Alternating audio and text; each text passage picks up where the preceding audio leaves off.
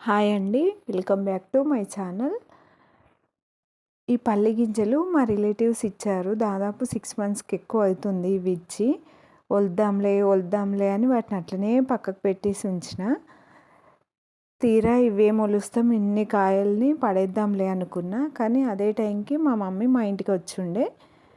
So పడేయడం ఎందుకు, ఈ గింజలు తీస్తే వేటికన్నా యూజ్ అవుతుంది కదా అని అనేసరికి సరే ఇక తీద్దాము అని మమ్మీ నేను ఇద్దరం కూర్చున్నాం.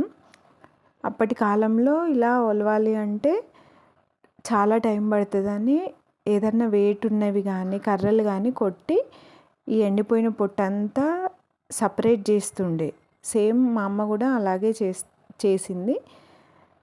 రొట్టె కోలతో అండ్ ఇంకా ఎల్లిపాయలు దంచే రోకలు ఉంటుంది కదా చిన్నది, అది నా దగ్గర ఉంటే ఆ రెండిటితో కొద్దిసేపు ప్రెస్ చేస్తూ ఉంటే గింజలన్నీ సపరేట్ అయినాయి.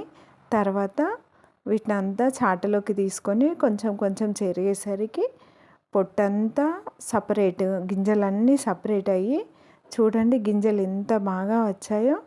అసలు నీట్గా కొంచెం పొట్టు లేకుండా వచ్చినాయి. ఈ వీడియో మీకు నచ్చితే సబ్స్క్రైబ్ చేయండి.